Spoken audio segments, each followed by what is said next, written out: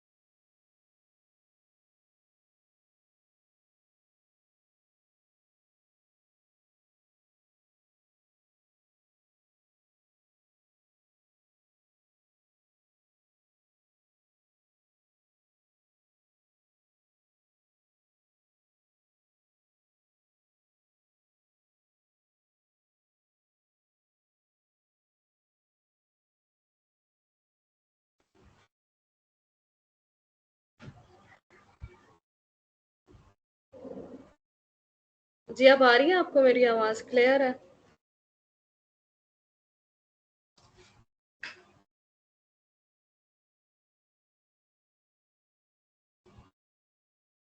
घर पर हूँ तो थोड़ी बहुत बैकग्राउंड से आवाज़ें तो आपको ज़ाहिर है आएँगी ही, ठीक है?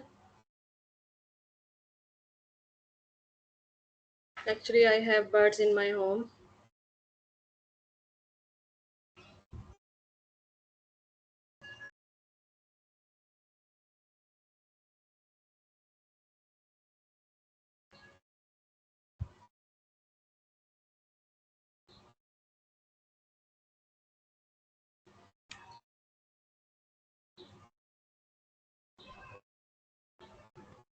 ओके, मैं बुक शेयर करती हूँ आपके साथ, ठीक है?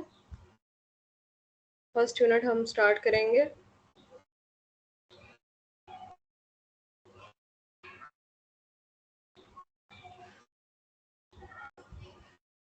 इससे पहले इंट्रोडक्शन हो जाए, सब अपना अपना इंट्रोडक्शन दे दें, ठीक है? कौन सा सेमेस्टर है आपका और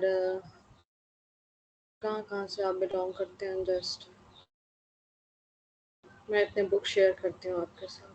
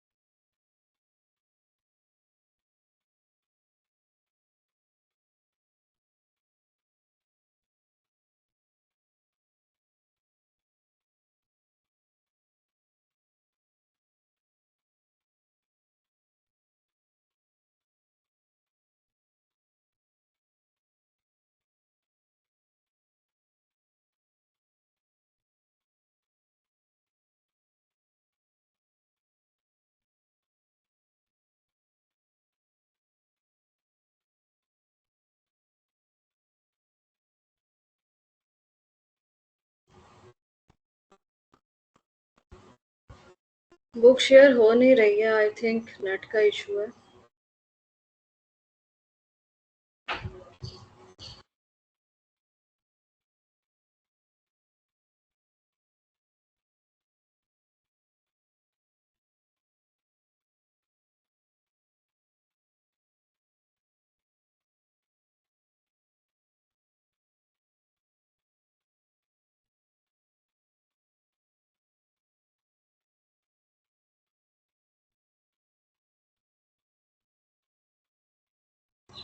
नेट का तो 2-3 दिन से कंट्री वाइड जो है वो प्रॉब्लम चल रहा है, स्लो ही आ रहा है, और आई थिंक इसी वजह से जो है वो शेयर भी नहीं हो रही है स्क्रीन।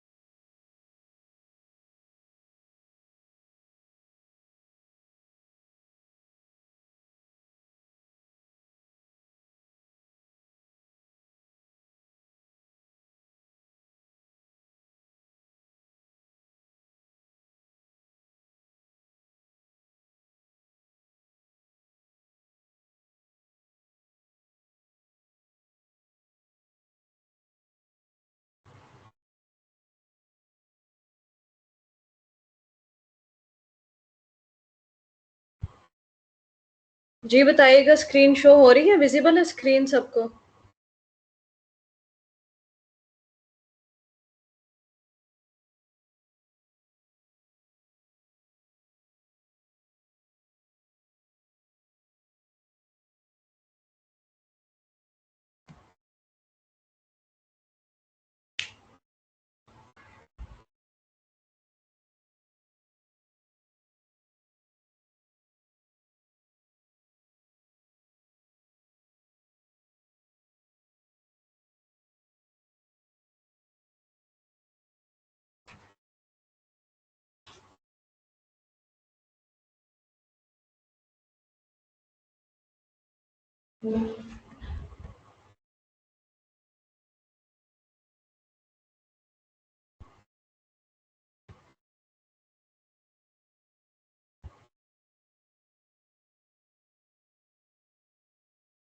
ये फर्स्ट यूनिट है हमारा, इंट्रोडक्शन टू कमर्शियल ज्योग्राफी।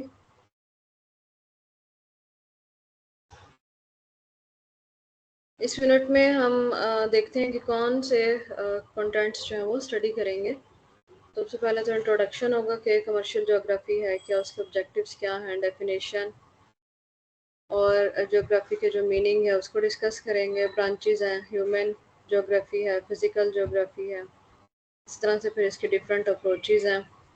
और इकोनॉमिक और कमर्शियल ज्योग्राफी क्या है, इसका स्कोप इकोनॉमिकली एंड कमर्शियली। इसका जो हम स्कोप देखेंगे, की कॉन्सेप्ट्स जो हैं वो जो कमर्शियल ज्योग्राफी के वो क्या हैं, इकोनॉमिक ज्योग्राफी के क्या हैं, इस तरह से फिर इसकी इम्पोर्टेंस आ जाएगी। और फिर लास्ट में डिफरेंट थेरीज हैं इकोनॉमिक ज्योग्राफी की, उन्हें हम जो है वो स्टडी करेंगे।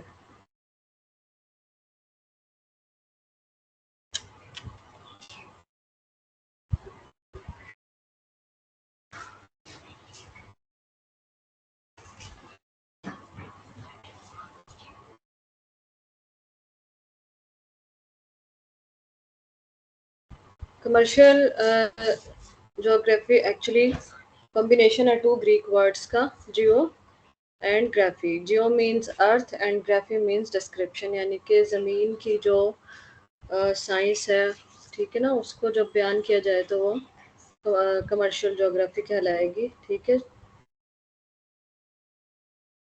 और उस पर कमर्शियल एक्टिविटीज़ की जाए, यानी कि तजारती मकासद के लिए जब हम उन जोग्राफियाई हदूद को जब हम इस्तेमाल करें तो वो कमर्शियल ज्योग्राफी कहलाएगी।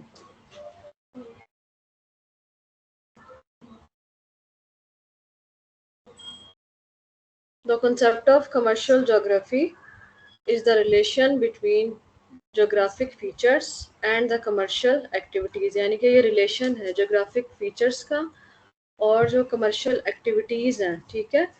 तो ये इनके दरमियान जो रिलेशन है वो हमारा कमर्शियल ज्योग्राफी कहलाएगा, यानी कि जोग्राफिक फीचर्स को यूज़ करते हुए हम जो भी कमर्शियल एक्टिविटीज़ करें, ठीक है ना, ट्रेड के लिए हम यूज़ करें उसको, इकोनॉमिक डेवलपमेंट के लिए उन जोग्राफिक फीचर्स को जो है वो हम यूटिलाइज़ करें, तो ये हमारा कमर्शियल ज्योग्राफी के अंदर आएगा। इसी तरह से फिर इसमें हम इकोनॉमिक ज्योग्राफी और फिज़िकल ज्योग्राफी को भी जो है वो डिस्कस करेंगे। इस तरह से फिर इसमें डिफरेंट टाइप के अप्रोचेस हैं, जैसे न्यू क्लासिकल अप्रोच है, location theory, Marxist inspired approach है, इनको भी हम फर्दर जो है वो हम स्टडी करेंगे।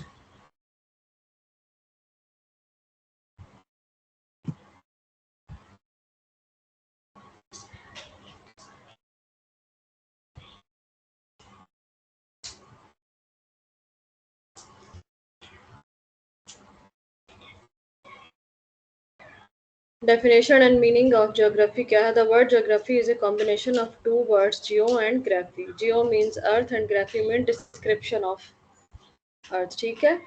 इसी तरह से the earth and the word graphy has been derived from the word graphen, which means description. So geography means description of the earth. Geography is a science that seeks to analyze the physical environment as well as to study human influences and interaction with the environment. इस तरह से फिर एक और definition है, geography is concerned to provide accurate, orderly and rational description and interpretation of the variable character of the earth's surface.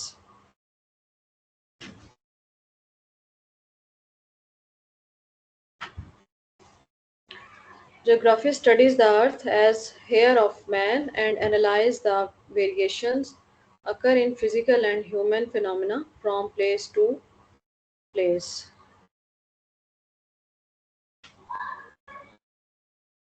इसको और simply इस तरह से भी डिफाइन किया जा सकता है कि geography is the science of spatial variations.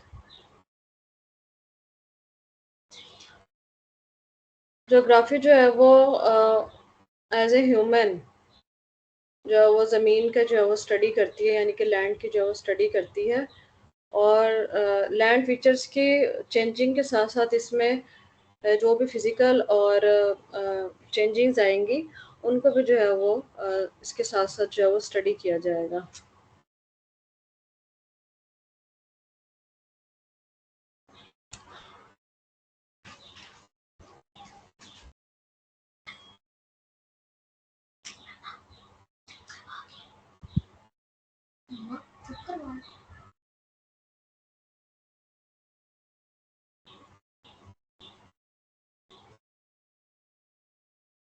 इस तरह से फिर एक और यहाँ पर डेफिनेशन है, geography is a branch of knowledge has for its object the description of the surface of the earth as evidence of man's relationship with the earth's surface and home of man. यानी जोग्राफिया जो है वो ज़मीन का मुताला बतौर इंसान के घर के तौर पर करता है और जगह की तब्दीली के साथ-साथ जो तब्दीलियाँ इंसानी और तबई मज़ाहिर में या इंसानी और तबई लिहाज से जो वक़ूफ़ पज़ीर हो रही होंगी तब्दीलियाँ, उनका भी जो है वो इसमें जायज़ा लिया जाएगा।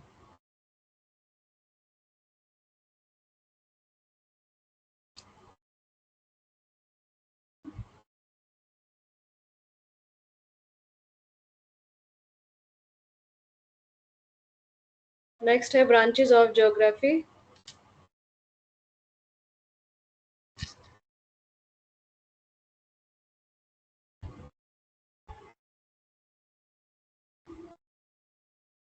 ज्योग्राफी का जो सर्कल है वो बहुत ज़्यादा वास्ट है, इसीलिए इसकी जो है डिवीज़न भी जो है वो इसके लैंड फीचर्स को मद्देनज़र रखते हुए की गई है और मेनली 2 मेन ब्रांचेज़ में जो है वो इसको डिवाइड किया गया है। एक है ह्यूमन ज्योग्राफी और सेकंड है फिज़िकल ज्योग्राफी। तो फिज़िकल ज्योग्राफी क्या है? Physical geography is the study of physical environment including lithosphere, atmosphere and hydrosphere. ये इसके 3 स्टेजेस हैं जिसके अकॉर्डिंग हम लैंड को जो है वो डिस्क्राइब करते हैं कि लिथोस्फेयर, एटमॉस्फेयर एंड हाइड्रोस्फेयर जो है वो क्या है। ठीक है?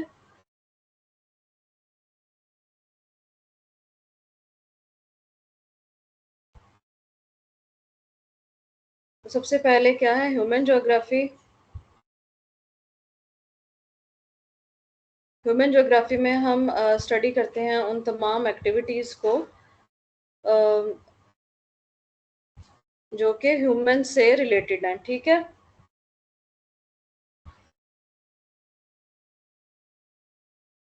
यानी कि वो तमाम तर मामला जिनका ताल्लुक जो है वो इंसान के ज़मीन पर मौजूद होने से है और इसी तरह जोग्राफियाई तबई जो जोग्राफिया है हमारा यानी कि जो हमारा ह्यूमन जोग्राफिया है इसकी वुसअत भी जो है वो बहुत ज़्यादा है जिसमें इंसान का रंग, नस्ल, इसका कल्चर, इसके फ़िज़िकल फ़ीचर्स, फ़िज़िकल कैरेक्टरिस्टिक्स हो गए, आर्ट्स हो गई, टेक्नोलॉजी हो गई, सोसाइटी है, इकोनॉमिक कल्चर है हमारा, ठीक है? और जैसे जो भी ह्यूमन से रिलेटेड जो एक्टिविटीज़ हैं, रिलीजन है, ठीक है ना? कल्चर हो गया, सोसाइटी है, इस तरह से और भी जो बहुत सी एक्टिविटीज़ हैं, वो सब जो हैं वो ह्यूमन ज्योग्राफी में जो है वो डिस्कस की जाती हैं।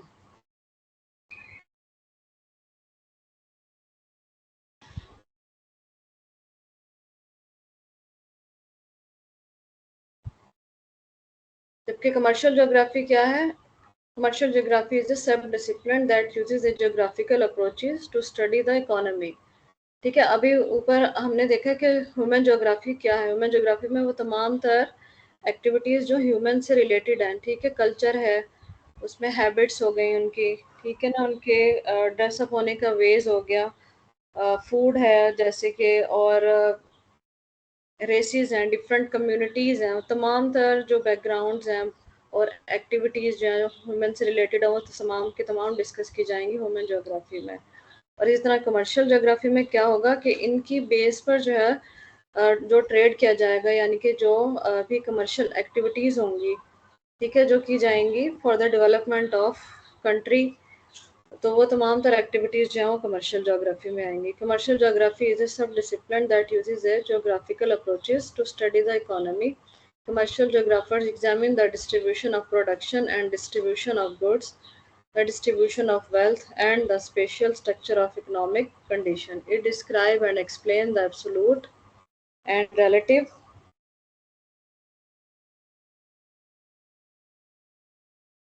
location of economic activities and flows of information, raw material, goods, and people that connect otherwise separate local, regional, and national economies.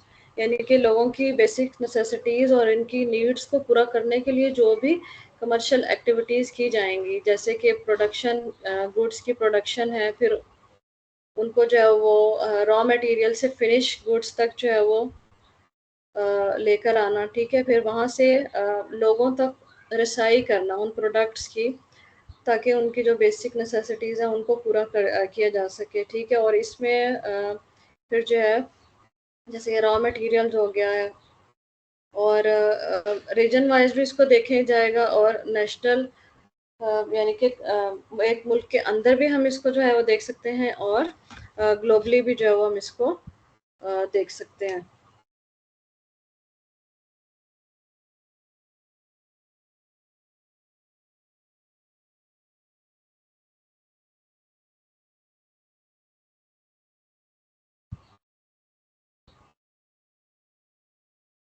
Next up, physical geography. It is also known as geosystem or physiographic, is one of the two major subfields of geography. Physical geography की ये दो main जो है वो fields हैं, जियोसिस्टम और फिजियोज्योग्राफी. Physical geography is that branch of natural sciences which deals with the study of processes and patterns in the natural environment, like the atmosphere, hydrosphere, biosphere, and geosphere, as opposed to the cultural or built environment. Physical geography से मुराद हम वो लेंगे, यानी कि वो तमाम natural resources जो कि मैन मेड नहीं है, बल्कि कुदरत की तरफ से ही जो है वो हमें प्रोवाइड किए गए हैं. ठीक है ना. जैसे इसमें हमारा इन्वायरमेंट है, लैंड है, सनलाइट है, ठीक है, और वाटर है. तमाम हमारे नेचुरल रिसोर्सेज हैं, और इनको हम यूटिलाइज करते हुए जो अपनी प्रोडक्शन जो है वो करते हैं, इन चीज़ों को यूटिलाइज करते हुए, और इन एरियाज़ को देखा जाता है कि कौन सा जो हमारा एरिया है, उसका जो लैंड फीचर है वो किस नेचुरल रिसोर्स में जो है वो रिच है. फिर उसके अकॉर्डिंग ही जो है वो वहाँ पर ये डिसीजन किया जाता है कि कौन सी कमर्शियल एक्टिविटीज़ जो है वो यहाँ पर जो है वो की जाएँ. इसी तरह से फिजिकल ज्योग्राफी को भी जो है वो डिफरेंट स्टेजेस में जो है वो डिवाइड किया गया. हाइड्रोस्फीयर यानी कि जहाँ पर पानी को जो है वो देखा जाएगा, बायोस्फीयर यानी कि इन्वायरमेंट को देखने के लिए, और जियोस्फीयर जो लैंड फीचर्स होंगे उसके अकॉर्डिंग जो है वो नेचुरल रिसोर्सेज को जो है वो स्टडी किया जाता है.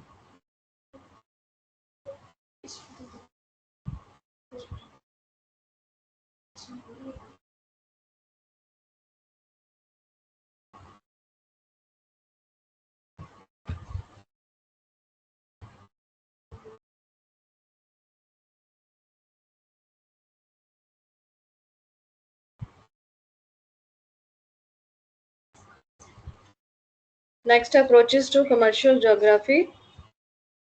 अब यहाँ पर डिफरेंट अप्रोचेस जो हैं वो आमतौर पर यूज़ की जाती हैं कमर्शियल ज्योग्राफी में.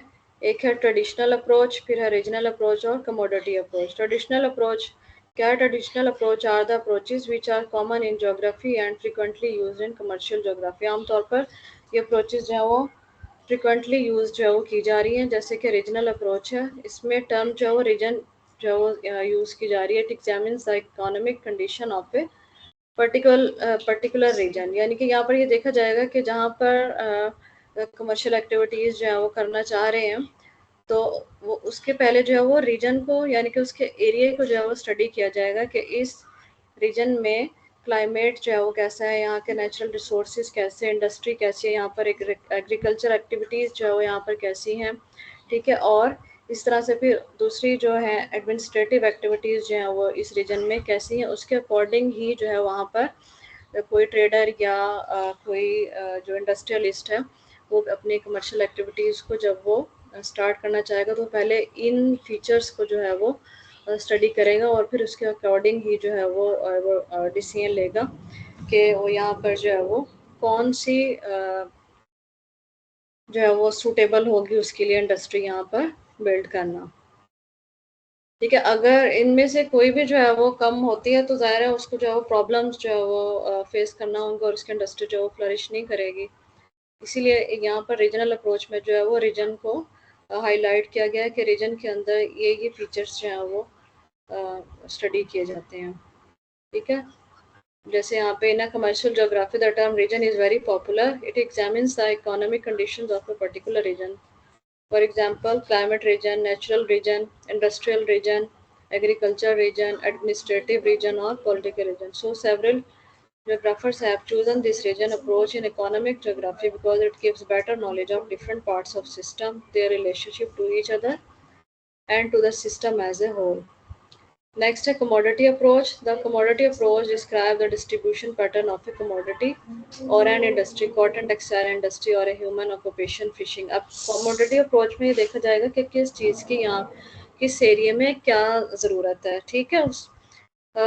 जब किसी चीज़ की जब जितनी ज़्यादा डिमांड होगी जिस एरिया में, तो उसके अकॉर्डिंग ही वहाँ पर जो है अ, वो चीज़ें जो है वो प्रोवाइड की जाएँगी, ठीक है। और जब उनकी नेसेसिटीज़ पूरी होंगी तो उसके अकॉर्डिंग जो है वो ज़ाहिर है वो प्रॉफ़िट भी जो है वो अर्न कर सकेंगे। तो सपोज़ यहाँ पर जैसे कॉटन की जो है वो एक एग्ज़ाम्पल दी गई है और फ़िशिंग की दी गई है।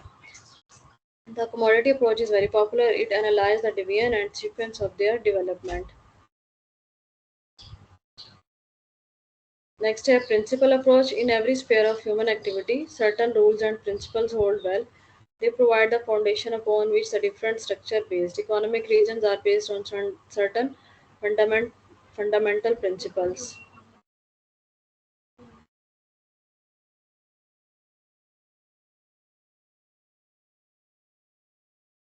Next, economic and commercial geography. Economic geography is the intellectual interest to the study of geographical facts relating to commerce.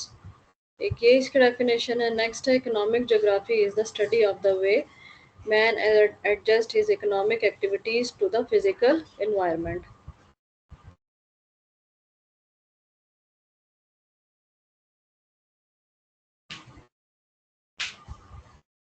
Economic and commercial geography is that branch of human geography in which we study the geographical description of production and distribution of various products required by mankind. यानी कि economic और commercial geography है वो interlinked है आपस में, क्योंकि economic जो ज़रूरियात हैं यानी कि हमारी जो मुआशी ज़रूरियात हैं उनको मद्देनज़र रखते हुए ही अशिया की जो प्रोडक्शन है और उनकी जो डिस्ट्रीब्यूशन है, ठीक है, और इन चीज़ों की फिर लोगों तक जो रिसाई है, वो तमाम जो है ये वसाइल और तमाम जो ये फैक्टर्स हैं ये कमर्शियल जोग्राफी में स्टडी किया जाते हैं इकोनॉमिक और कमर्शियल जोग्राफी के अंडर।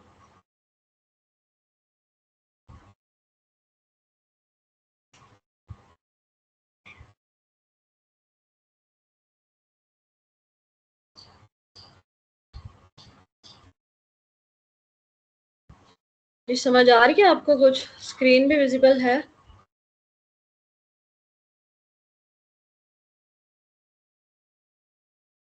और मेरी आवाज़ आ रही है सबको?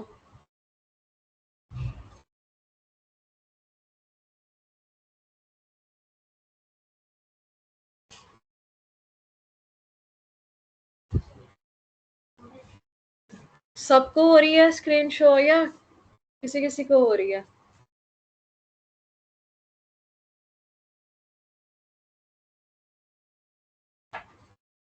कुछ लोगों को तो हो रही है स्क्रीन विजिबल, जिनको नहीं हो रही उनका नेट का इशू होगा।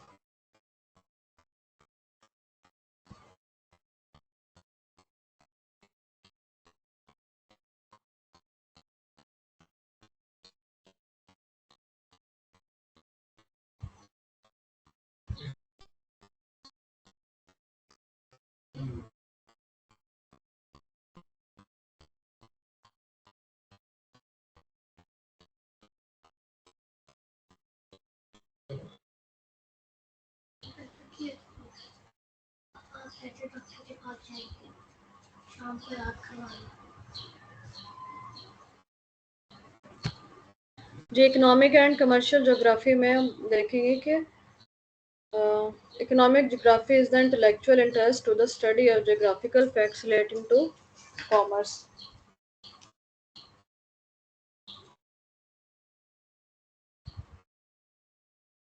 अब इसमें हम देखेंगे कि इकोनॉमिक और कमर्शियल ज्योग्राफी है, इसको स्टडी करने से जो फिज़िकल इन्वायरमेंट है उसके असरात जो हैं वो हमारी जो प्रोडक्टिव एक्टिविटीज़ हैं उनके साथ जो है वो काफ़ी रिलेट करते हैं, और इस तरह किसी भी चीज़ की जो प्रोडक्शन है उसके हवाले से सही फैसला करने में जो है हमें मदद मिलती है। अब जैसे कि आबो हवा हो गई, और लैंड फीचर्स हो गए, इसका एनवायरनमेंट है, और कि और ये डिसाइड करना कि आबो हवा और लैंड फीचर्स को देखते हुए कि किस तरह की लैंड फीचर पर जो है वो कौन सी एग्जांपल दे रही हूँ कि फसल जो है वो यहाँ पर हम जो है वो ग्रो कर सकते हैं।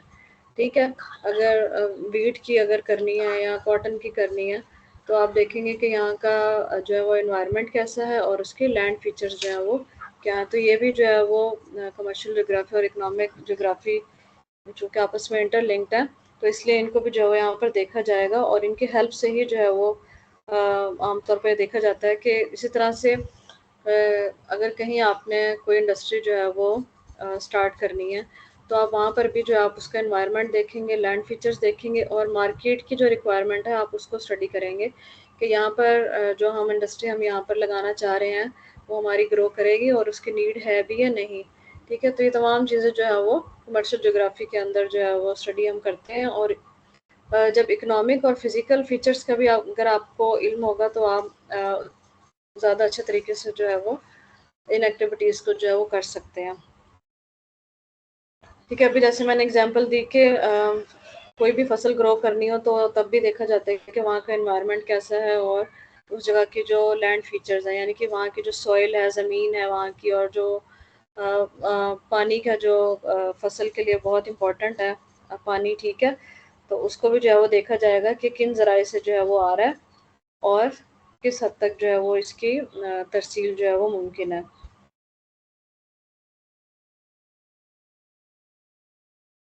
जब इनमें तमाम फैक्टर्स जो हैं वो अवेलेबल होंगे तो यहाँ पर ना सिर्फ वो इंडस्ट्री जो फ्लरिश करेगी, बल्कि अगर कोई क्रॉप भी जो अगर आप ग्रो करना चाह रहे हैं तो वो भी जो है वो काफ़ी अच्छी होगी यहाँ पर। इसी तरह यहाँ पर जो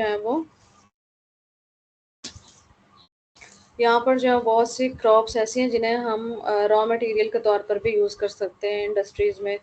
इसी तरह से इंडस्ट्रीज़ के हवाले से भी देखा जाए कि किस तरह की इंडस्ट्री किस मकाम पर जो है वो लगाई जाए, जैसे कि अभी मैंने आपसे कहा है जहाँ पर, और आमतौर पर जब इंडस्ट्रीज़ जो है वो लगाई जाती हैं तो उन मकामात के करीब लगाई जाती हैं जहाँ पर रॉ मटेरियल जो है वो उनको ईज़िली अवेलेबल है। और रॉ मटेरियल आमतौर पर जो है वो कहाँ से हमें दस्तयाब होता है, वो हमें फसलों से ही जो है वो दस्तयाब होता है। वो बहुत सी ऐसी इंडस्ट्रीज़ हैं जिनका रॉ मटेरियल जो है वो हमारी फसलें हैं। ठीक है, तो ऐसे जब भी जैसे शुगर की इंडस्ट्री है वो ऐसे एरियाज़ में लगाई जाती है जहाँ पे शुगर भी जो है उनको ईज़िली अवेलेबल हो जाए, और रॉ मटेरियल जो भी है उसको, ठीक है, वो ईज़िली अवेलेबल हो, क्योंकि उसमें एक तो कॉस्ट चार्जेस भी जो है वो कम होंगे। अगर बहुत ज़्यादा दूर होंगे तो कॉस्ट चार्जेस भी आएँगे, क्योंकि रॉ मटेरियल को लेकर आना और फिर उससे जो फिनिश गुड बनेगी, ठीक है ना? तो उसकी फिर मार्केट्स तक उसको लेकर जाना, ये भी एक बहुत बड़ा जो है वो इश्यू है। काफ़ी इसके अंदर जो है वो कॉस्ट इन्वॉल्व होती है। तो इन तमाम फैक्टर्स को जो है वो इकोनॉमिक और कमर्शियल ज्योग्राफी के अंदर इनको भी जो है वो स्टडी किया जाता है। इसी तरह से देखा जाए कि इसी के अंदर हम देखते हैं कि लोकेशन ऑफ इंडस्ट्रीज़ जो है वो क्या है। एग्रीकल्चर और इंडस्ट्रियल प्रोडक्शन के अलावा हमारे जो है वो मिनरल रिसोर्सेज भी हैं, इनको भी जो है वो स्टडी किया जाता है, क्योंकि पाकिस्तान के अंदर बहुत सारे जो है वो मिनरल रिसोर्सेज जो हैं वो वाफर मिकदार में मौजूद हैं, और कमर्शियल ज्योग्राफी में उनको स्टडी किया जाता है स्पेशली कि वो मिनरल रिसोर्सेज जो हैं वो कहाँ कहाँ पे वाक़ हैं और उनकी यूटिलाइजेशन जो है वो कैसे की जा सकती है, और इनके इंपोर्ट और एक्सपोर्ट जो है वो किस तरह से की जा सकती है। तमाम तर पहलू जो हैं वो कमर्शियल ज्योग्राफी में स्टडी किए जाएंगे। इनकी प्रोडक्शन देखेंगे कि इकोनॉमिकली और कमर्शियली जो है वो कहाँ पर है। ठीक है, और स्पेशली जैसे कि आयरन है, और कोल है, इनको जो है वो देखा जाता है, क्योंकि दोनों ही पाकिस्तान के अंदर जो है वो काफ़ी मिकदार में मौजूद हैं। आयरन और कोल को स्टडी किया जाता है और देखा जाता है कि कौन सी जो हम इंडस्ट्री है इनको लेकर जो है वो लगा सकते हैं, किस एरिया में लगा सकते हैं, ताकि इससे जो है वो अच्छा प्रॉफिट जो है वो गेन कर सकें। इसी तरह से फिर इंपोर्ट और एक्सपोर्ट आ जाती हैं।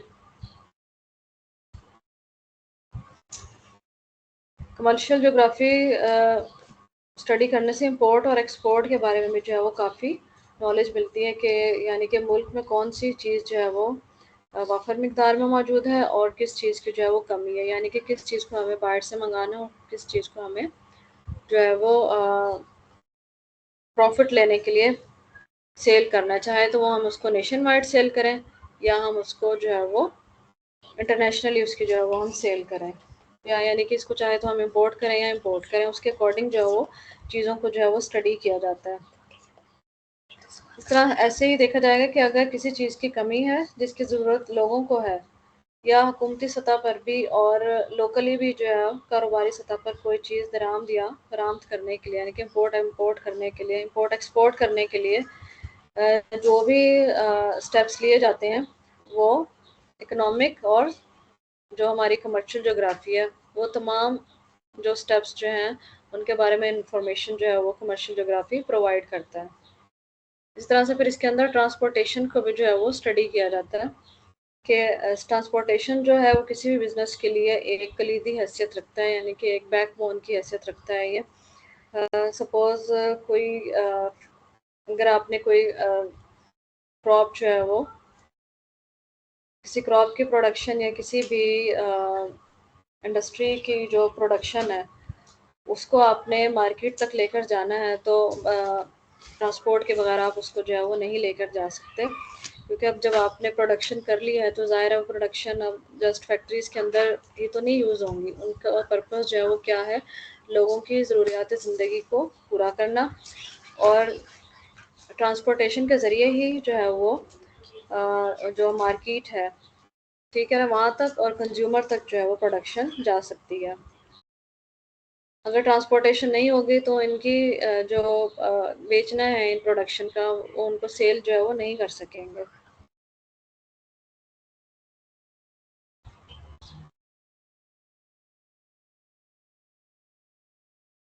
नेक्स्ट है scope of economic and commercial geography. अभी स्कोप में ये जितने भी मैंने अभी आपको फैक्टर्स बताए हैं, तमाम फैक्टर्स भी जो हैं वो आ सकते हैं इसमें। अब जैसे यहाँ पर अभी मैंने आपको कहा study of agriculture resources, study of mineral resources मैंने अभी बात की है, ठीक है, और स्टडी ऑफ इंडस्ट्रियल रिसोर्सेज अभी मैंने बताया है। Means of transportation, study of traders पे हैं, जैसे कि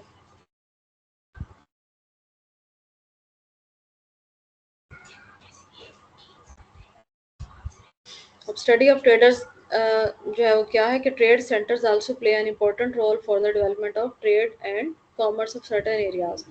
अब हमारे मुल्क के अंदर ऐसे ट्रेड सेंटर्स जो हैं वो बनाए गए हैं जो कि पूरे मुल्क की जो ट्रेड एक्टिविटीज़ हैं उनको वो कंट्रोल करते हैं, ठीक है। All trade activities are carried through these centres, ठीक है। Without the studies of trade centres, commerce and trade of the other areas can not be promoted. जब तक इन ट्रेड सेंटर्स को जो है वो कमर्शियल जोग्राफी में जो स्टडी नहीं किया जाएगा, तो ये जो कमर्शियल एक्टिविटीज़ हैं इनको प्रमोट जो है वो नहीं किया जा सकता और इनको डेवलप भी जो है वो नहीं किया जा सकता।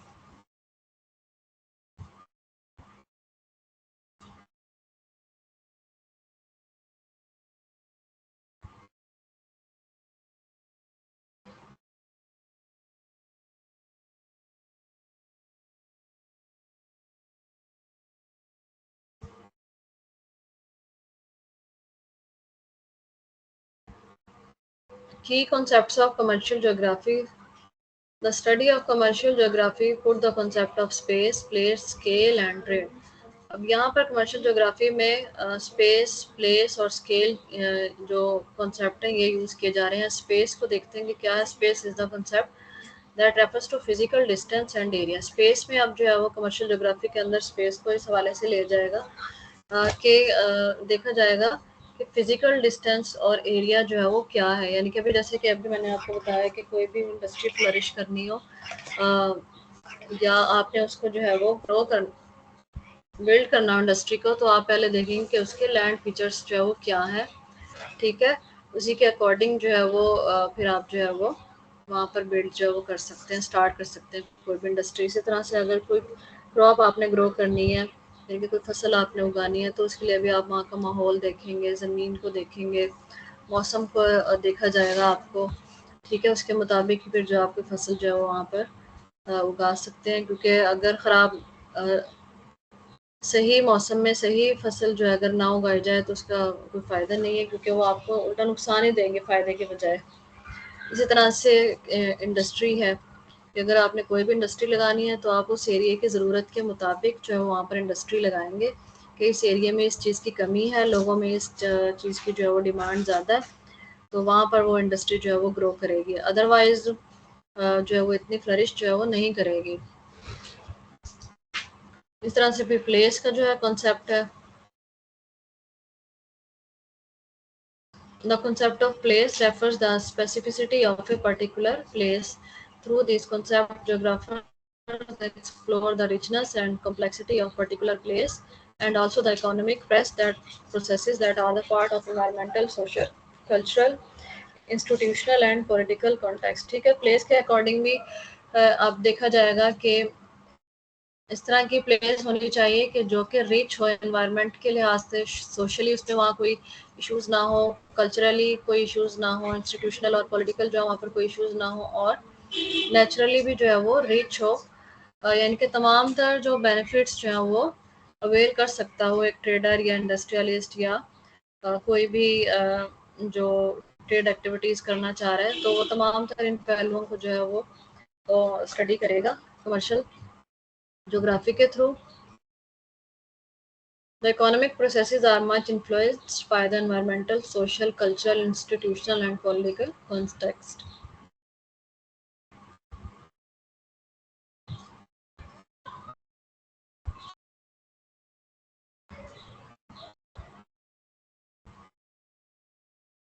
अब यहाँ पर कुछ स्केल दिए गए हैं जिनके अकॉर्डिंग जो इकोनॉमिक ज्योग्राफी है वो हमारी ऑर्गेनाइज करती है प्लेस और स्केल के जो कॉन्सेप्ट है उनको। और यहाँ पर डिफरेंट टाइप के जो स्केल बताए गए हैं, ग्लोबल स्केल है, मार्को रीजनल स्केल है, नेशनल स्केल है, रीजनल स्केल है, लोकल स्केल है, लाइव स्केल है, ठीक है। इन स्केल के थ्रू जो है वो इन तमाम फैक्टर्स को ऑर्गेनाइज किया जाता है।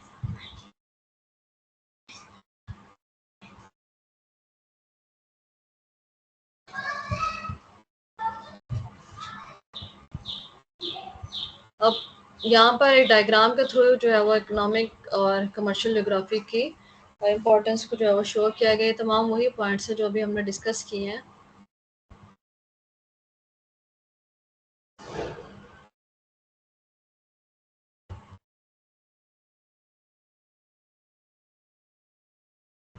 Importance of economic and commercial geography, इसमें इकोनॉमिक्स हैं, इंडस्ट्रियलिस्ट हैं, एग्रीकल्चरलिस्ट हैं, रूलर्स हैं, ट्रेडर्स हैं, स्टूडेंट्स हैं।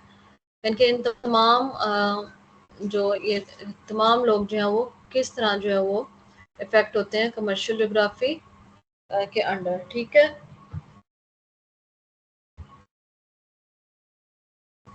The study of economic and commercial geography play an important role for economists. It can help the economist while making economic planning, यानी कि economic planning जब कोई इकोनॉमिस्ट करेगा तो उसमें भी कमर्शियल ज्योग्राफी जो है वो उसके लिए काफ़ी हेल्पफुल होगी। इसी तरह जो इकोनॉमिस्ट है वो उन तमाम तर रिसोर्सेज को जो है वो फाइंड आउट करेगा जो कि मुल्क के अंदर अवेलेबल है, ताकि कोई भी जो वो प्लानिंग कर रहा है उसका रिज़ल्ट जो है वो अच्छा हो सके और तमाम तर जो उनके गोल्स हैं वो अचीव कर सके। इसी तरह फिर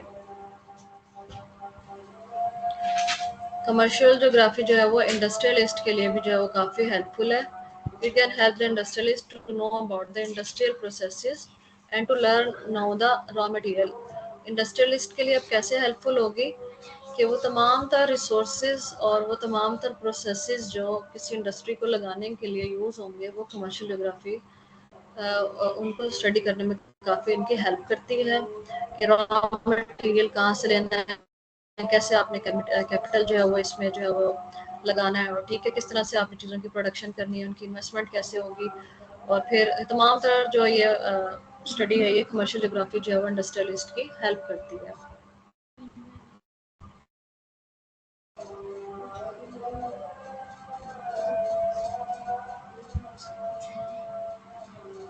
जी, नमाज की ब्रेक ले लें, हमारे इधर अभी अजान स्टार्ट हुई है।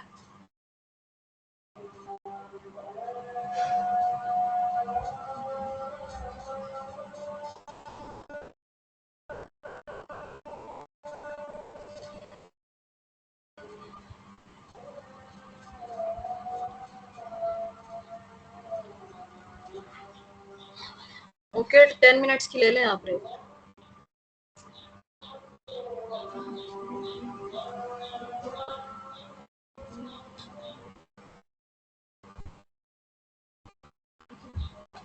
ओके, 15 की ले लें, ठीक है।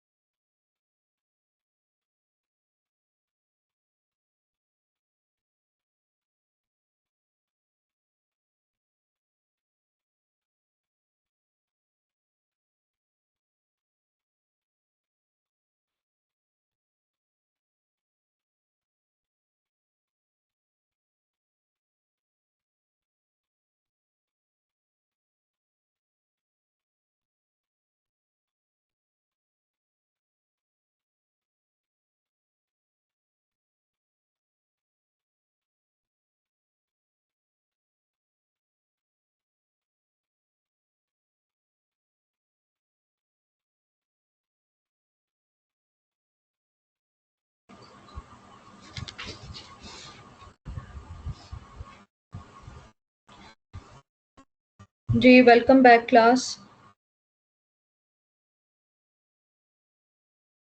अभी आप लोगों ने नमाज की ब्रेक ली है 15 मिनट की। आई होप सबने पढ़ ली होगी।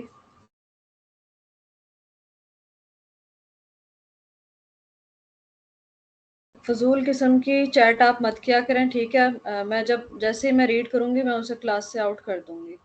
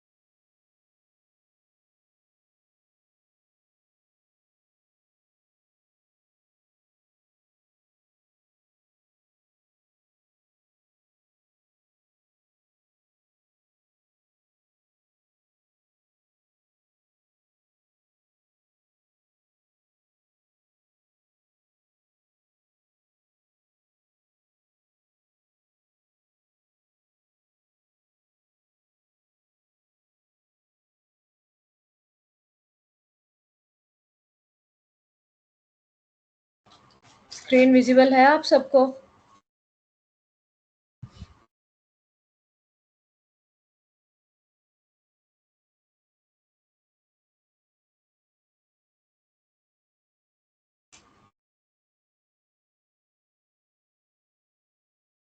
ओके, नेक्स्ट स्टार्ट करते हैं unit number 2, world commercial geography.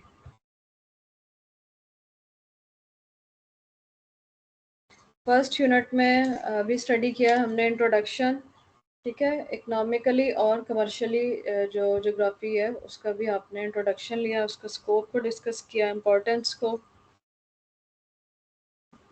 Next unit क्या है? World commercial geography.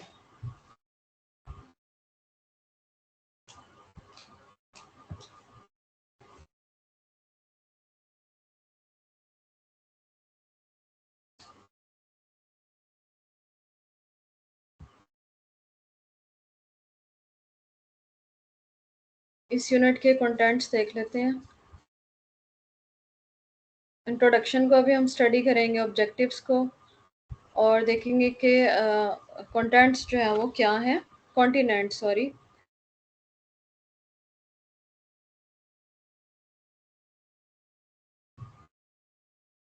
दुनिया में जो है 7 खत्ते पाए जाते हैं: Asia, Africa, north America, south America, Antarctica, Europe और ऑस्ट्रेलिया। ठीक है, ये वर्ल्ड के जो हैं वो 7 कॉन्टिनेंट्स हैं। इनको हम स्टडी करेंगे, इनके लैंड फीचर्स को, और इनकी जो इकोनॉमिकली जो डेवलपमेंट है उनको हम स्टडी करेंगे कमर्शियल ज्योग्राफी में। ठीक है, इसी तरह से फिर वर्ल्ड ट्रेड रूट्स क्या हैं, उनमें फिर मॉडर्न रूट्स कौन से हैं, मेजर सी पोर्ट्स कौन सी हैं दुनिया की, और इसी तरह से फिर रिसोर्सेज और उनकी कैटेगराइजेशन को जो स्टडी करेंगे। इसी तरह से फिर जो दुनिया की बड़ी बड़ी जो मेजर वर्ल्ड इकोनॉमीज़ हैं, यानी कि जो दुनिया की बड़ी बड़ी जो मीशत हैं, उनको हम स्टडी करेंगे इस यूनिट में।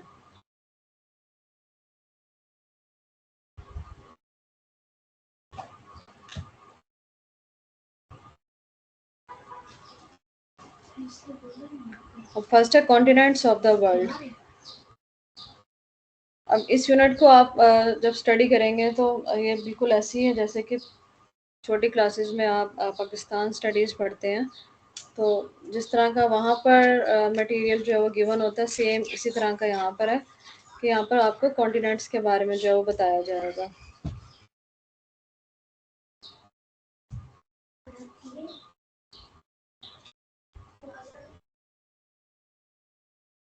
The term continent is used to differentiate between the various large areas of the earth into which all the land surface of the earth is divided. So continent is a large continuous area of land on earth.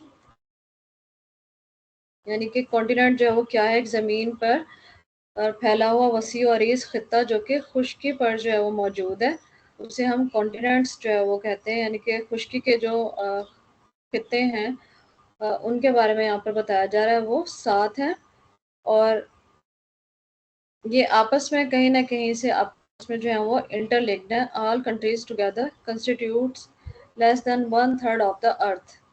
और इन तमाम खुश्की के खितों ने दुनिया का जो है वो 1/3 हिस्सा जो है वो घेरा हुआ है और जो बाकी हिस्सा है वो पानी पर मुश्तमिल है। 2/3 इस तरह से all continents together constitutes less than 1/3 of the earth surface and about 2/3 of the earth surface is covered by water. 2/3 of the continental land mass is located in the northern hemisphere। तो 2/3 area है ज़मीन का वो northern hemisphere पे है। अगर आप globe को देखें और उसको इक्वेटर के थ्रू अगर आप स्टडी करें तो वहाँ पर आप हेमिस्फेयर को जो है वो आप स्टडी करेंगे तो जो ज़मीन का इन खितों का जो 2/3 जो हिस्सा है वो वहाँ पर जो है वो लोकेट करता है। The world is divided into 7 continents which are given below: Asia, Africa, North America, South America, Antarctica, Europe and Australia। अब सबसे पहला जो कॉन्टिनेंट है वो है एशिया। एशिया जो है वो दुनिया का सबसे बड़ा कॉन्टिनेंट है, ठीक है। और 30% एरिया जो है ये ज़मीन का जो है ये घेरे हुए है और इसी तरह से अर्थ का जो है वो 8.66% जो है वो सरफेस इसने कवर किया हुआ है।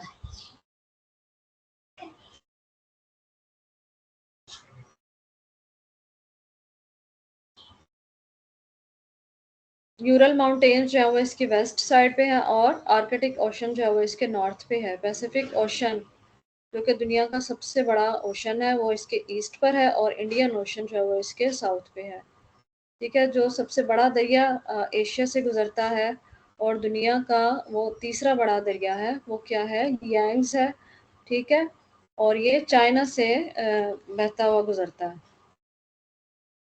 दुनिया का जो सबसे बड़ा सहरा है, लार्जेस्ट डेजर्ट है गोबी डेजर्ट, वो भी यहीं पर जो है वो मौजूद है एशिया में ही, ठीक है। और उसका एरिया जो है वो कितना है, 281,800 किलोमीटर स्क्वायर जो है वो इसका एरिया है, ठीक है। और माउंट एवरेस्ट यानी कि जो हाईएस्ट पीक है, हाईएस्ट माउंटेन है वर्ल्ड का, वो भी एशिया में ही जो है वो पाया जाता है। और जो तिब्बतन रीजन है हिमालयाज का, वहाँ पर जो है वो कंसिस्ट है। 53 कंट्रीज जो है वो एशिया में इंक्लूड है, ठीक है। Russia and Turkey lie in both Europe and Asia.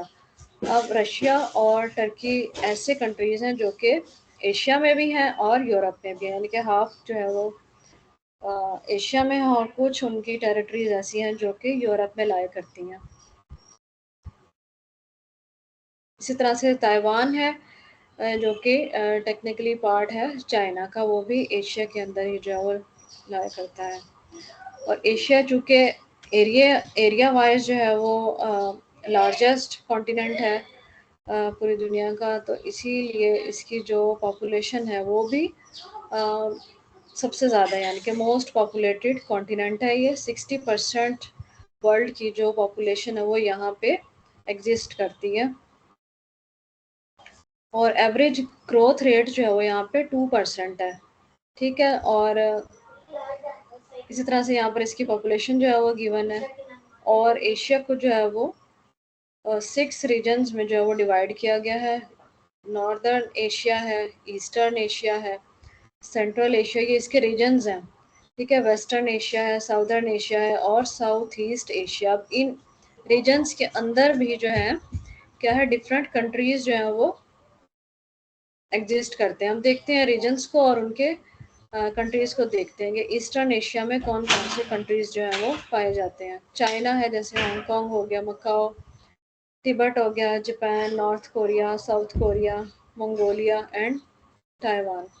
इस तरह से फिर नॉर्दर्न एशिया है, उसमें रशियन फेडरेशन है। रशिया जो है वो एक क्योंकि बहुत बड़ी टेरिटरी है, इसीलिए इसका एरिया भी जो है वो बहुत बड़ा है, यानी कि कहा जाए तो एरिया वाइज जो कंट्री बड़ा है सबसे ज़्यादा वो रशिया ही है, इसलिए पूरे नॉर्दर्न एशिया पे रशिया जो है वो लाई करता है। सेंट्रल एशिया है, फिर इसमें है Kazakhstan, Kyrgyzstan, Tajikistan, Turkmenistan, Uzbekistan और अफ़गानिस्तान, यानी कि सेंट्रल एशिया में मोस्टली मुस्लिम कंट्रीज़ जो हैं वो एग्जिस्ट करते हैं। वेस्टर्न एशिया है, आर्मेनिया है, Azerbaijan, Bahrain, Cyprus, Georgia, Iraq, Israel, Jordan, Kuwait, Lebanon, Oman, Palestine territories हैं। ठीक है, जैसे कतर है, Saudi Arabia, Syria, Turkey, United Arab Emirates and Yemen. ये भी मोस्टली जो है मुस्लिम कंट्रीज़ ही हैं यहाँ पर भी। इस तरह से फिर साउदर्न एशिया है।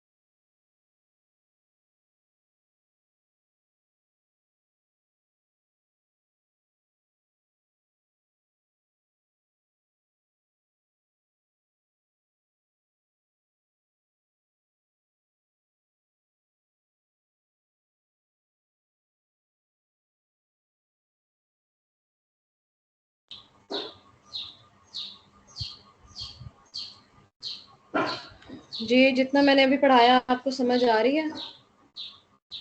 फुल चैट में लगे हुए हैं आप लोग, आप लोगों की चैट ही मैं रीड कर रही हूँ। ये किस किस्म की आप लोग क्लास के अंदर बातें करते हैं? 2 घंटे की आपका लेक्चर है, अगर आप तवज्जो से सुनेंगे तो आपको समझ आएगी।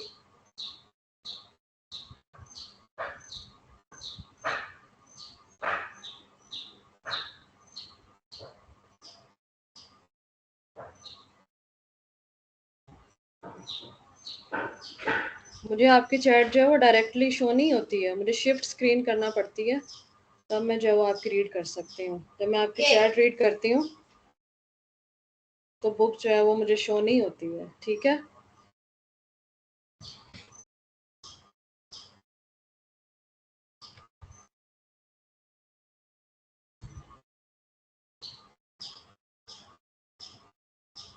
लास्ट टाइम मैं आपको वार्न कर रही हूँ, अगर आप लोगों ने आइंदा इस किस्म की चैट की, इर्रेलीवेंट बातें की, तो मैं जिस पर भी मेरी नज़र पड़ी ना, मैंने उससे क्लास से जो है वो आउट कर देना, ठीक है? फिर देखती हूँ कि कैसे आप लोग एंटर होते हैं क्लास में।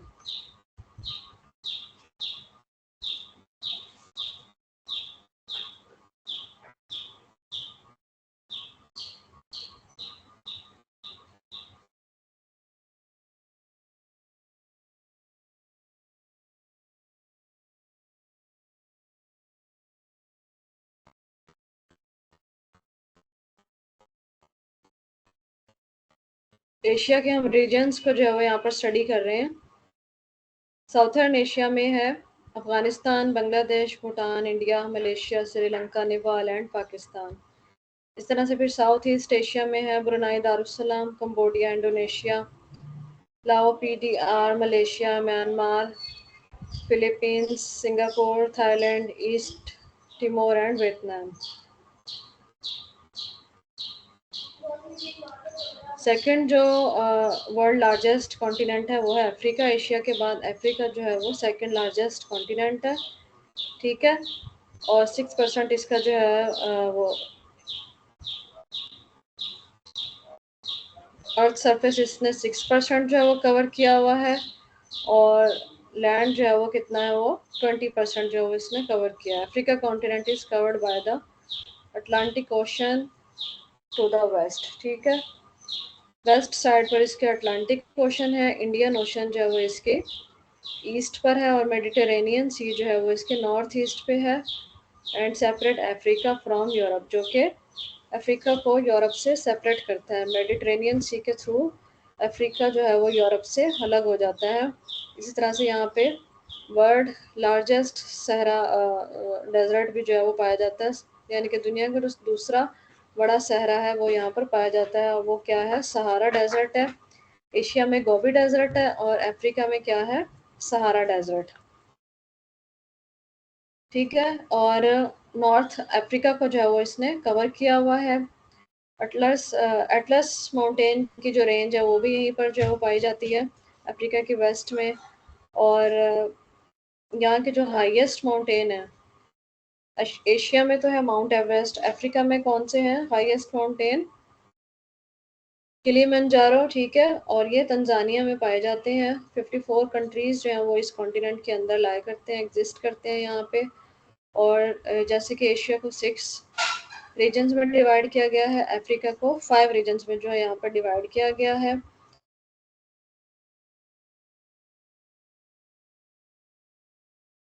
और वो रीजन्स कौन से हैं? नॉर्दर्न अफ्रीका है, western Africa, eastern Africa, central Africa, southern Africa और इंडियन ओशन आइलैंड्स, ठीक है? इसी तरह से एवरेज ग्रोथ रेट यहाँ पर 3% है। और जो डेजर्ट के जो रीजन्स हैं वो लेस पॉपुलेटेड हैं, और क्योंकि वहाँ पर वेदर जो है वो कंडीशन जो वेदर की है वो काफ़ी हाई होती है, ठीक है? मॉडरेट नहीं है, तो इसलिए वहाँ पर जो डेजर्ट है उस वो लेस पॉपुलेटेड एरियाज हैं, यानी कि वहाँ पर आबादी जो है वो कम है। मौसमियाती तब्दीलियों और जो वहाँ के जो आबो हवा है बहुत ज़्यादा तेज़ है, तो इसके वजह से वहाँ पर आबादी जो है वो काफ़ी कम है। कौन से रीजन्स हैं यहाँ पर ये देखते हैं, और इनके इन रीजन्स में जो कंट्रीज़ हैं वो कौन से हैं? नॉर्थ अफ्रीका में अल्जीरिया है, इजिप्ट है, लीबिया, मोरक्को, सूडान और तुनीसिया के कंट्रीज़ जो हैं वो यहाँ पर आते हैं। फिर इसी तरह ईस्टर्न अफ्रीका के कंट्रीज़ हैं, बुरुंडी है, कोमोरोस है, डिजिबूटी है, इथोपिया है, Kenya, Madagascar, Malawi, Tanzania, Uganda, ठीक है? जिम्बाब्वे, काफ़ी कंट्रीज़ लिखे हुए, मैं चंद एक यहाँ पर पढ़ रही हूँ। इस तरह से फिर सेंट्रल अफ्रीका में आ जाता है Angola, Cameroon, Central Africa Republic, Chad, Democratic Republic of Congo. इसी तरह फिर वेस्टर्न अफ्रीका में है। कुछ ऐसे होंगे जो आप ने सुने होंगे, और कुछ तो ऐसे हैं जो कि शायद मैं भी फर्स्ट तो नहीं, सिर्फ बुक में ही जो है वो मैं पढ़ रही हूँ यहाँ पे, कभी उनका मैंने जिक्र भी नहीं सुना है। साउथर्न अफ्रीका में है Botswana, लिसोथो, Namibia, south Africa and Swaziland. इसी तरह से फिर नॉर्थ अमेरिका जो है वो क्या है, थर्ड लार्जेस्ट कॉन्टिनेंट है, ठीक है। और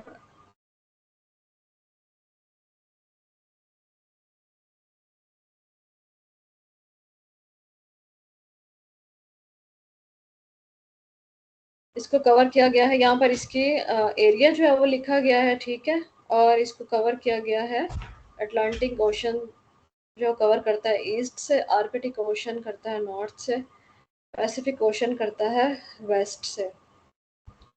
और यहाँ पर जो हाईएस्ट माउंटेन है वो है अलास्का, ठीक है। और लॉन्गेस्ट रिवर जो है वो क्या है, मिसिसिपी है, मिस्सी मिस्सीपी, ठीक है, मिसिसिपी।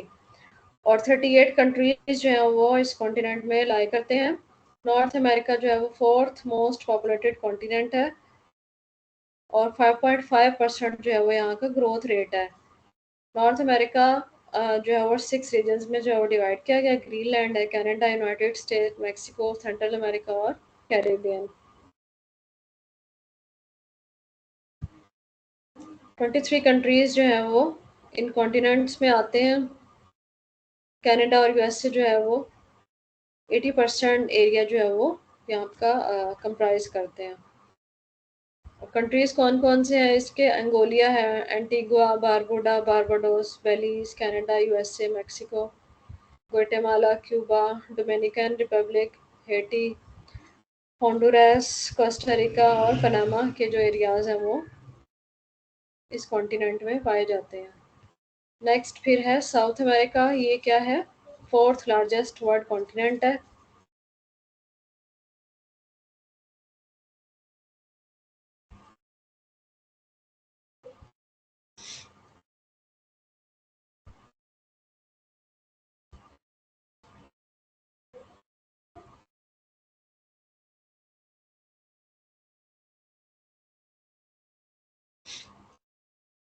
अब इसका एरिया जो है वो कितना है, 17,084,000 स्क्वायर किलोमीटर इसका जो एरिया है।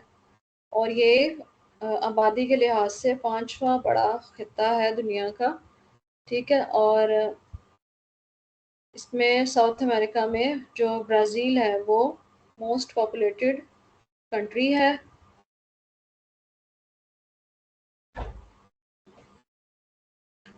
इसी तरह से इसके कंट्रीज में कौन कौन से कंट्रीज हैं, कंट्रीज इन साउथ अमेरिका में है, अर्जेंटीना है, ब्राज़ील है, चिली है, कोलंबिया है, इक्वाडोर है।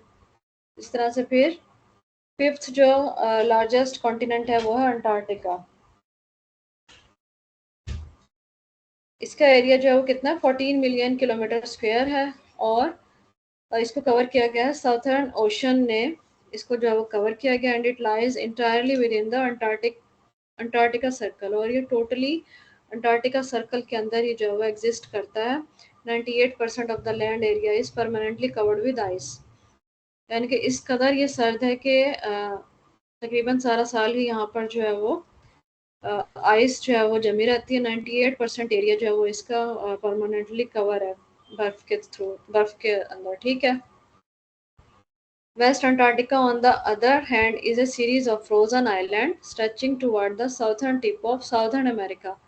यानी कि यहाँ पर बहुत से ऐसे आइलैंड हैं जो कि कम्प्लीटली फ्रोजन है, और वो अंटार्कटिका का जो सर्कल है उसके अंदर जो है वो एग्जिस्ट करते हैं। The ice of Antarctica is not a smooth sheet but a continuously changing expanse, ये with the passage of time और with the passage of environment ये जो है चेंज होती रहती है, ठीक है। Glaciers inch across the continent, cracking and breaking the ice. East Antarctica makes up 2/3 of the continent and is about the size of Australia. There are no countries in Antarctica but have various regions. Antarctica के अंदर कोई भी जो है वो country नहीं है, चूँकि यहाँ पर इस कदर ठंड है कि आबादी का यहाँ पर जो है वो तस्वुर नहीं है, कोई भी इंसान जो है वो यहाँ पर नहीं रह सकता, इसलिए यहाँ पर कोई भी आबादी अंटार्कटिका में नहीं है। यहाँ पर डिफरेंट रीजन्स पाए जाते हैं और काफ़ी कंट्रीज़ ऐसे हैं जिन्होंने क्लेम किया हुआ है कि अंटार्कटिका जो है वो इनके रीजन में जो है वो आता है, जिनमें कनाडा भी है और अमेरिका भी है, ठीक है। इस तरह के जो एरियाज़ हैं, ऑस्ट्रेलिया है, जैसे इन्होंने जो क्लेम किया हुआ कि ये रीजन जो अंटार्कटिका या अंटार्कटिक रीजन के अंदर जो है वो एग्जिस्ट करते हैं, लेकिन वहाँ पर जो है वो पॉपुलेशन जो है वो नहीं है। There are number of rivers and lakes in Antarctica. The continent is divided into two regions known as east and west Antarctica. अब यूरोप जो है वो क्या है, यूरोप जो है वो सेकंड स्मॉलेस्ट कॉन्टिनेंट है। Its area is about 10,180,000 kilometer square. It covers by Atlantic Ocean to the west, Arctic ocean north से और मेडिटेरेनियन सी जो है वो साउथ से करता है, Asia to the east. Europe is the third most populated continent, ठीक है। अब यूरोप जो है वो थर्ड मोस्ट पॉपुलेटेड कॉन्टिनेंट है with total population of around about the 11% of the world's population. इसके भी तीन जो है वो रीजन्स हैं और इन रीजन्स में कौन से कंट्रीज है, सेंट्रल यूरोप है, ईस्टर्न यूरोप है और वेस्टर्न यूरोप है। सेंट्रल यूरोप में ऑस्ट्रिया है, क्रोएशिया है, चेज रिपब्लिक है, जर्मनी है, हंगरी है। इसी तरह से फिर ईस्टर्न यूरोप है, अल्बानिया इसमें आ गया, बोस्निया, बल्गारिया, ग्रीस, मोन्टेन Montenegro, Romania, Serbia, Turkey and Kosovo, ये ईस्टर्न यूरोप में है।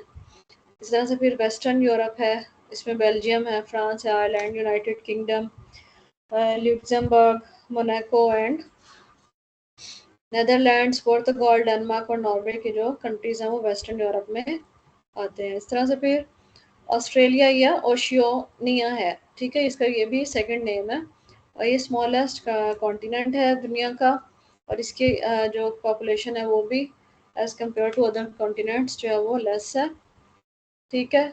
और इंडियन और पैसिफिक ओशियंस ने इसको घेरा हुआ है।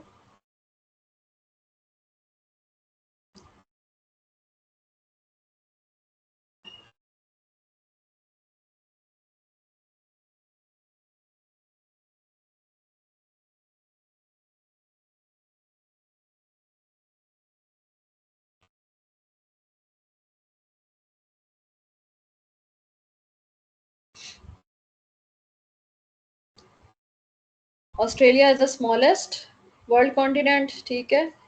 और फिर ये क्या है, it is the flattest continent with the oldest and least fertile soil. अब यहाँ की जो ज़मीन है वो भी इतनी फर्टाइल नहीं है, इसलिए यहाँ पर जो है वो कल्टीवेशन वगैरह जो है वो इतनी ग्रो नहीं करती। Australia is the driest inhabited continents. Its annual rainfall average over continental area is less than 500 millimetre, यानी कि यहाँ पर बारिशें भी जो है वो बहुत ज़्यादा कम होती हैं। The continent primarily sits on the Indo Australian plate because of its central location on its tectonic plate. Australia doesn't have any active volcanic region, the only continent with this distinction. Best known animals are the kangaroo, koala, echidna, dingo, प्लेट, ये यहाँ के जो famous animals हैं जिनकी वजह से Australia जो है वो फेमस है। मोस्टली कैंगरू और कोआला जो है वो मोस्ट पॉपुलेटेड एनिमल्स हैं और टेम्परेचर जो है वो यहाँ पर कांस्टेंट ही रहता है over a long period of time. Countries में ऑस्ट्रेलिया है, न्यूजीलैंड है और क्या है, पेपुआ न्यू गिनी, ठीक है।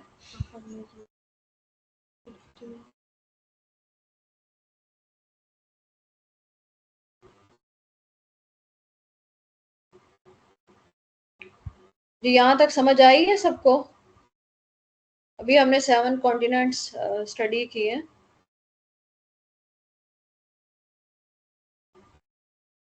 आई होप कुछ ना कुछ आपको पहले से अवेयरनेस है ही इनके बारे में।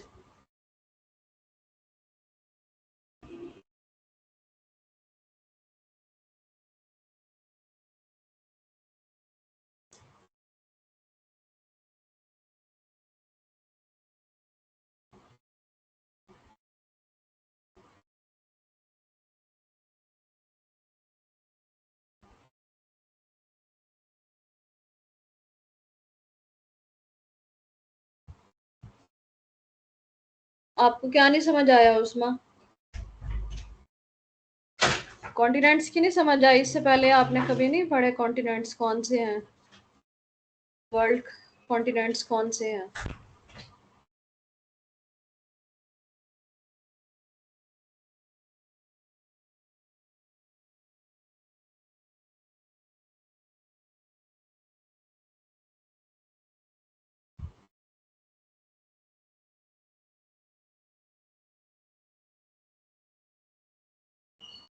मैं तो आपको बुक से पढ़ा रही हूँ, जो बुक है आपकी उससे मैं आपको पढ़ा रही हूँ।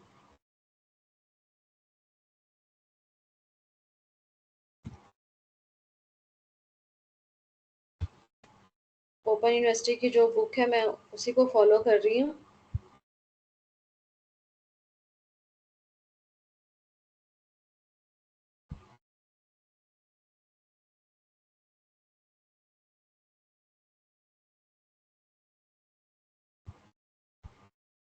ये किसी एक कंट्री में ऐसा नहीं है कि फॉरेस्ट में आग लग जाती है इस तरह। जैसे ही अब आप देखें कि क्लाइमेट चेंज हो रहा है, ठीक है ना, अब आप यहाँ पर देखें कि मार्गला हिल्स में भी जो है वो 2 बार आग लग चुकी है, हालांकि यहाँ पर नॉर्मली ही जो है वो टेम्परेचर है। तो ये नेचुरली ही होता है, कोई एक ऐसा कंट्री स्पेसिफिक नहीं है कि जहाँ पर खुद ब खुद आग लग जाती है। जैसे ही क्लाइमेट चेंज होता है, बहुत सारे ऐसे कंट्रीज़ हैं कि उनके जंगलात में जो है वो आग लग जाती है मौसमियाती तब्दीलियों की वजह से।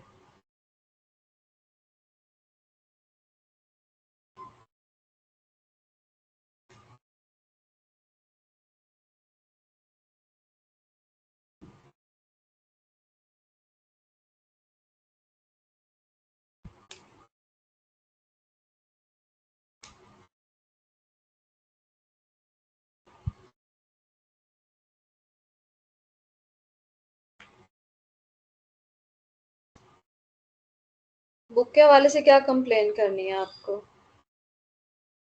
क्या कंप्लेन है आपके?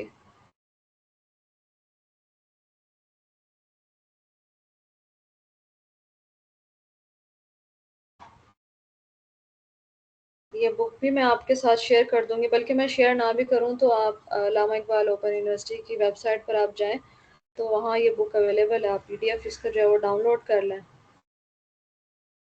ठीक है।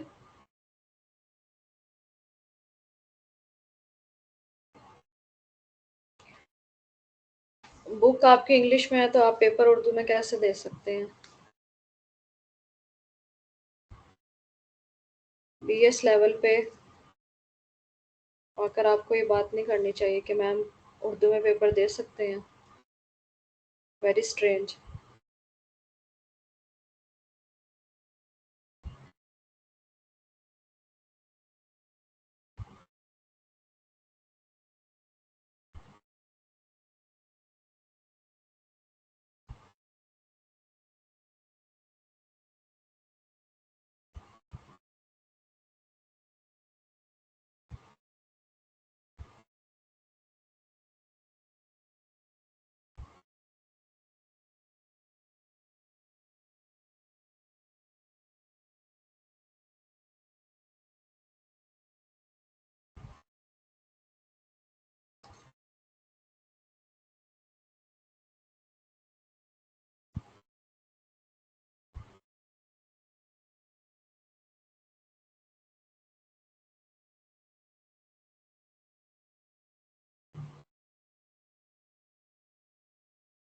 जी, इससे रिलेटेड कोई क्वेश्चन है तो आप पूछ सकते हैं। नेक्स्ट टॉपिक फिर हम सेकंड यूनिट को ही हम कंटिन्यू करेंगे कल, ठीक है।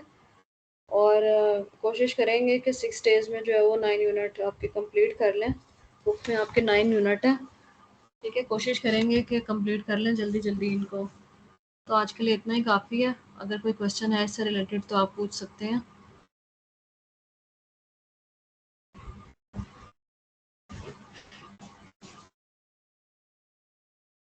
बुक जो है वो आप डाउनलोड कर लें यूनिवर्सिटी की वेबसाइट से ही, पीडीएफ में बुक मौजूद है, ठीक है।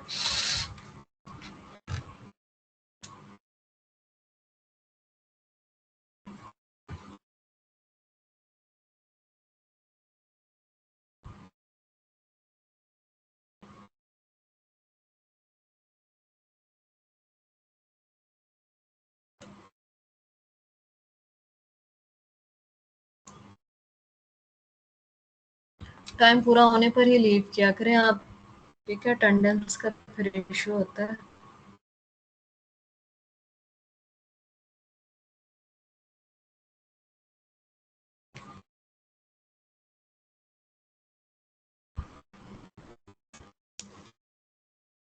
जी बुक मैंने शेयर की है, हाँ, नमाज से पहले।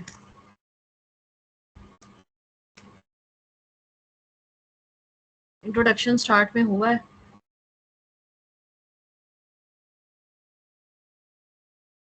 आई थिंक आपने लेट ज्वाइन किया।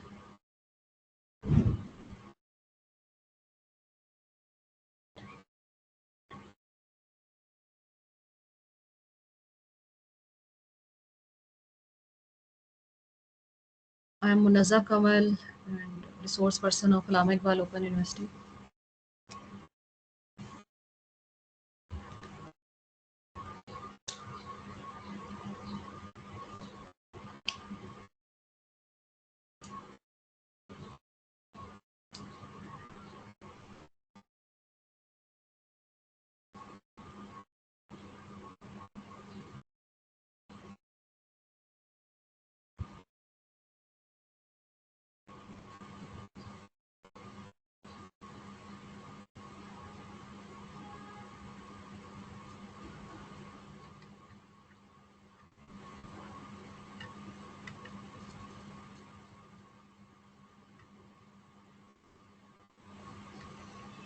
पेपर आप लोगों ने उर्दू में अटेम्प्ट नहीं करना, ठीक है? इंग्लिश में ही करना है। लास्ट टाइम मैंने मार्किंग किया तो कुछ स्टूडेंट्स ने उर्दू में किया हुआ था, ठीक है? तो आप लोगों ने ऐसे नहीं करना है, वो फेल हो जाते हैं। मोस्टली स्टूडेंट जो उर्दू में पेपर अटेम्प्ट करते हैं उनको फेल कर दिया जाता है। इंग्लिश में ही जो है वो आप कीजिएगा।